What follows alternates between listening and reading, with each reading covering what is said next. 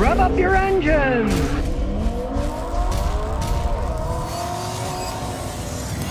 That Colt 54, I got a 2018 RAV4, and it's making noises with the brakes. Somebody told me I need rotors. Unfortunately, let's just say, they don't make things like they used to. My 94 Celica, it went 200,000 miles before the brake rotors had to be changed. 200,000. They still work, but then the steering wheel was shaking, right? I have many customers with late model Toyotas. Some of them are only a year or two old. They got 20, 25,000 miles on them, and the rotors are warped already. They just make things cheaper than they used to. Now, it's a good thing that's a relatively cheap part. On those things, I'll often go to a place like AutoZone and buy the Chinese-made replacement ones, and they work perfectly fine, and I put those on. But yes, as far as I'm concerned, that's not a good thing that they're worn already, because they used to last a lot longer. The steel used to just be thicker and stronger built. They're obviously using cheaper materials than they used before. It's unfortunate, but that's what happens. And they're also using more aggressive brake pads. And the more aggressive brake pads, of course, they're going to wear the rotors faster. In the old days, when they were just plain old organic brake pads, or they were made from asbestos, which is a relatively soft material, the rotors would last longer. But now, with the aggressive brake materials that some companies use, the brake pads will wear the rotors out faster. So, like I say, it's no big deal. You can get the discount ones, put them on yourself. I did a whole video that shows people how to replace rotors. It's a very simple job on those anyways. First, Pike 1000 says, Scotty, what do you think of buying a 1993 BMW 525i today? Are they still reliable? Back in 1993, the 525i's were actually excellent vehicles. But, and this is a big but, we're talking about a 27-year-old BMW. A car that old's going to have problems just from old age. One cheap enough that didn't have, 150,000 miles on it, had lower mileage. It could be a fun weekend toy. I got a customer that owns one, and he uses it as weekend toy. He likes it. It's a fun car. There's nothing wrong with it, but don't pay much for it. And don't think you can buy that old 27-year-old BMW and drive it 15, 20,000 miles a year. If you try that, it'll probably bankrupt you. Rubber rots. Everything rots over time, and it's going to start leaking. Abraham, Virginia says, 2004 Jeep Wrangler Rubicon, 130,000 miles, automatic, 4-liter. Could it be a good daily driver? The 4-liters were those straight 6-cylinder engines, and yes, they could last a long time. You take that to a mechanic, like myself, and he checks it all out with all his scan tools and drives it for 20 minutes and sees how it feels. If he says it's a good vehicle, don't pay much. 16-year-old Jeep with 130,000 miles isn't worth that much money. I've had customers buy things like that and drive them 4 or 5 years, and they put a little bit of money in fixing stuff, but as long as the engine and transmission holds up, but do have a mechanic check it out, because those things had relatively weak automatic transmissions and weak electrical systems, so you'd want the mechanic to make big point of checking the transmission out good and checking the electronic systems with the scan tool to make sure that those two parts are in good shape. CH3PSZ says, bought an 02 Crown Vic, 70,000 miles, $1,500. What do you think? I think you got one heck of a deal. Yeah, it's 18 years old, but if that's really only 70,000 miles, those big-ass VN engines that they put in those Crown Vics, they just ran and ran. I got a customer that's got 250,000 and it still runs okay. You realize what it is. Now, it's going to be a gas hog in town, but on the highway, those things can get 20-something miles a gallon. They're okay on the highway. It's an older car, it's 17 years old, but you only paid $1,500. Who knows? Heck, if that went 150 and you get 75,000 miles out of it for $1,500, that is a fantastic deal. Debo Gotti says, I got a 2014 Volkswagen CC. The engine either stalls or shuts out no matter how fast I'm going. No warning lights. Can you tell me what the problem is? Pray it's a simple one, like your fuel pump is either wearing out or the filter's clogging up. The computer has no idea what the fuel pressure is. So if the fuel pump pressure goes down, the engine can stall, but there won't be any code because the computer doesn't know what it is. True for most cars is if you don't get any warning lights on at all and your car keeps dying. Most things, if you lose spark, if the fuel injector stops pulsing, if sensors break like the crank sensor, it'll trip a trouble code and the check engine light will come on.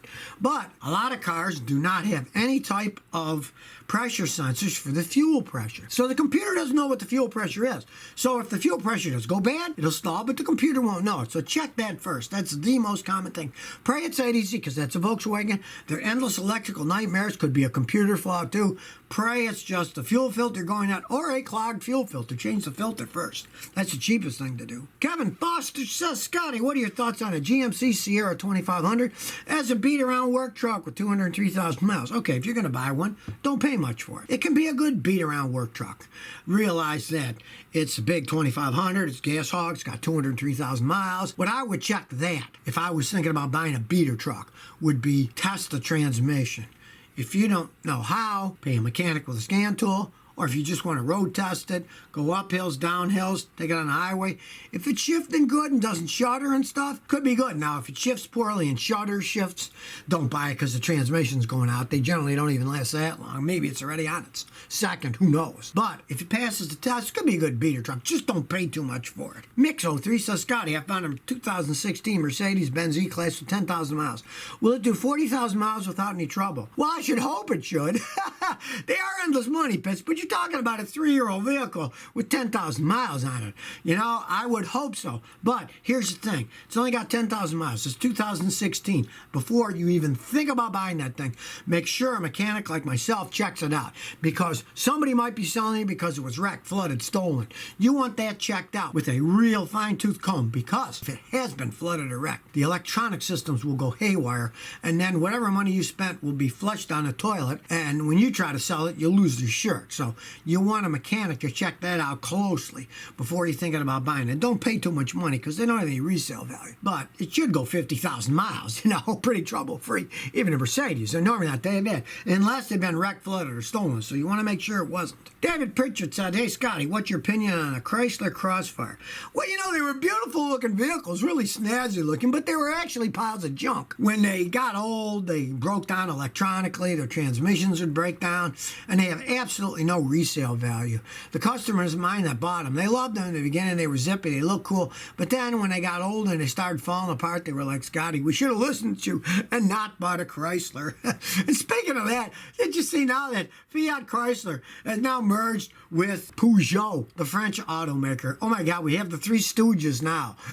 Chrysler, Fiat, Peugeot.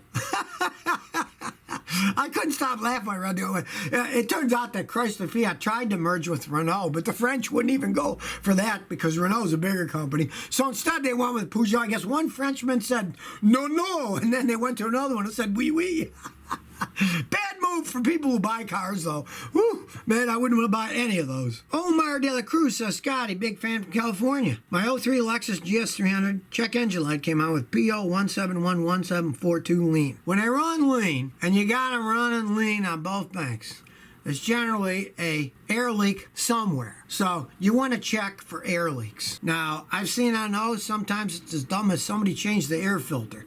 Well, the air filter housing has a vacuum hose on it, and that often falls off, and it will make the whole thing run lean. So will a bad PCV valve will make it run lean. Sometimes they're dirty MAV sensors that make it run lean. You might want to take the MAV sensor out and clean it. I got a video on how to clean MAV sensors. It could easily be something like that. You can start with the simple things and work your way out. And if you know a little bit about cars and have a scan tool, go into the live data of the scan tool and see when it runs lean, because when it has those codes, it also has stored trouble codes. So you go to the freeze frame data on your little scan tool, and then it'll show you when that occurred. Now, if it occurred when it was idling, it's almost always a vacuum leak.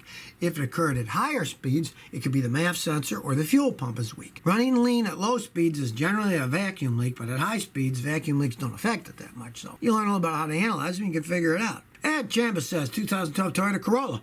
I have an issue with my blower motor not turning off. Changed the resistor and nothing changed. Stuck in the highest setting. And changed the resistor and it's stuck in the highest setting and it won't turn off.